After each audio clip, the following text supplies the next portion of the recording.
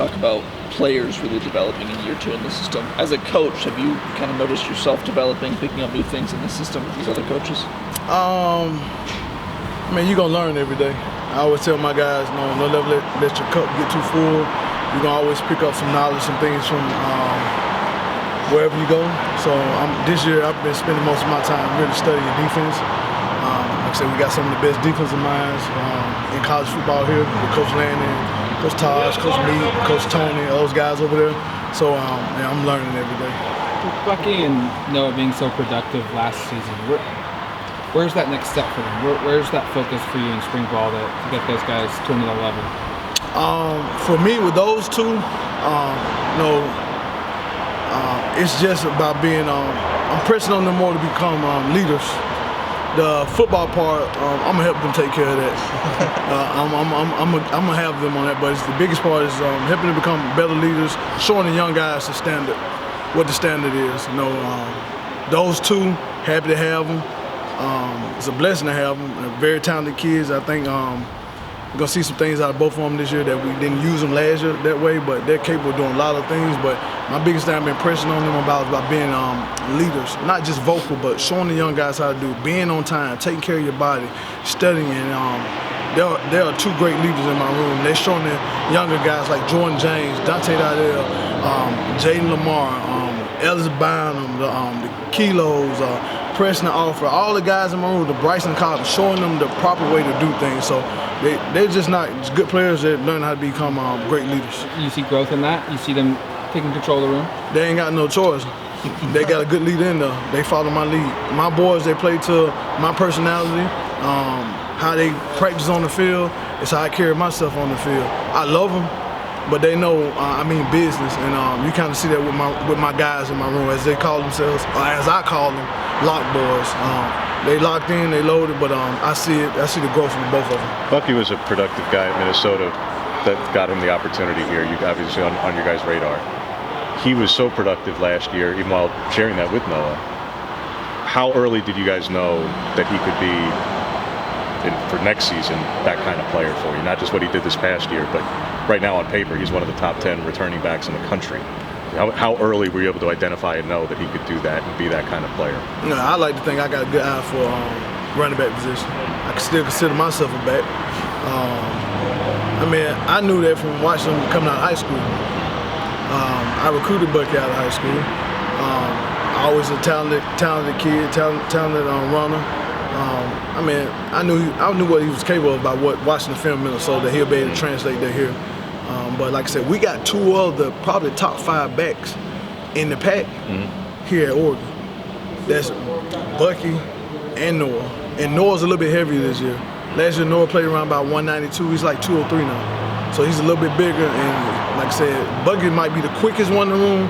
Noah by far is the fastest one in the room. So it's good to having a good 1-2 punch of both of them. And they feed off of each other. So, it's great to have both of those guys. But Bucky's an alpha male in there. Then, like I said, Noah just goes steady by doing his job along with Jordan and everybody else. You talked about how they've done a really good job leading the younger backs. Can you talk about the younger backs' progression and just what you've seen for them in their first spring camp? Both of the new enrollees, Dante and Jaden, they have come along pretty well. They understand that it takes more than just getting the ball and running in college. This ain't high school. I say it to them all the time. This ain't high school. It's college. It's like starting all the way back over again. You're gonna earn it in my room. That's it. You're gonna earn it. And they're starting to get that. Both of them are. They're picking up everything well. They're running hard. But the biggest thing with both of them, they're great listeners. They listen to the older guys. They're taking their coaching. They're doing a really good job in that. But I've seen growth with them, learning the playbook, learning their plays, and understanding what it is to be a running back.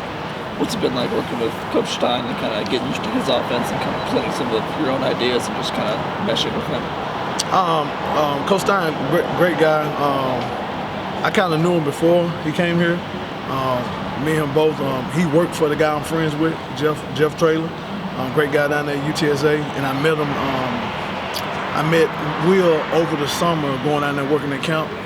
Very bright mind, much like KD was. Two of the same guys. High energy, very smart. I'm enjoying my time working with him, open to ideas. I'm excited about what the offense is going to continue to be. What does the added weight add to Noah's game? Well, he's already powerful for a little dude. I think he's got more explosive. I don't think guys like hitting him a whole lot, but it's going to help him not. He dealt with some injuries last year that he played through. I think this year is going to help with that, but he looks good. I think the kid has like 7 or 8% body fat, so like the lowest on the team. So I expect for him and Bucky to have an even bigger year this year and continue to feed off one another. Bucky talked about trying to improve his game, particularly in pass blocking, and every running back can say that. Where do you see him in that progression? Where do you see that he has to work on in that particular area? Man, he ain't got no choice. I'm gonna stress it every day. Everything that he just told you, guess who we hear that from? Me. So he just repeating what I'm in his ear about every day. Just overall knowledge.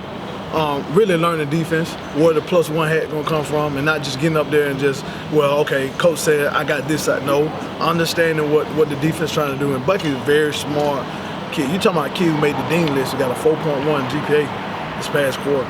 Very smart, student of the game. I can see him getting better in just overall fundamentals of pass pro. Not a very big guy, but is a willing blocker. Has a lot of heart when it comes to that. You're the only coach that I've seen with this pullover, this logo on your chest. Is this a Locklyn special, or other coaches have this one too? Nah, it's not a Locklyn special.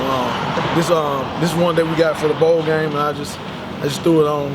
I ain't got no socks on today. I thought I was gonna look like Noah Whitting and not wear socks, but I had no socks on. He had socks on, so I'm like, okay. When you mentioned the pass pro for the whole room, how different is that this year in that the defensive line is fully healthy, well, more or less fully healthy this year, whereas last spring they were down a lot of guys. So when you're trying to harp on those points and you get in scrimmages, the top end guys are there this year and they're trying to go after it, whereas last year a lot of the top end guys weren't. So does that help as a coaching point to have that competition this year? Running back room don't change nothing for us. I don't care who Coach Landon got over there. We're gonna do our job. They come through there, we're gonna smack them in the mouth. And we're gonna play the game the right way. And like I said before, when I first got here to Eugene, my kids in my room, they play to my personality. That's it. That's period. So I don't care who Coach Landon got over there. They come through there, we're gonna keep them off number 10, keep number 10 clean. We're gonna smack them in the mouth. We saw Jordan James have a bigger role last year, end of the year around Oregon State bowl game. Have you seen that kind of help, buoy him up more this year and kind of build him a little more confidence?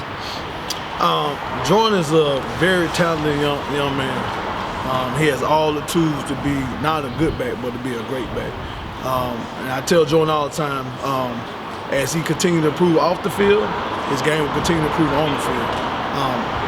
Using Jordan, just his growth last year as an example for my younger guys, I tell every guy, before we bring him here to Oregon, I'm not the easiest running back coach in the world to play for. I am going to challenge you. I'm going to put you in some adverse situations.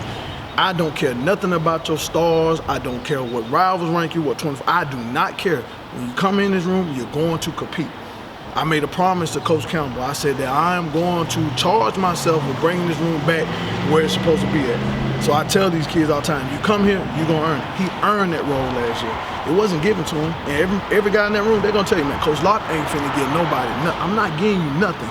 You're going to earn it. And I tell the young men that because we get so locked into the football aspect of things that kids think that's all that life is. No, the things I'm teaching you now, it's going to take you later on in life. Things don't always go your way. You got to fight. You got to scratch. You got to claw for everything that you want. So that's what I'm doing with my boys in my room.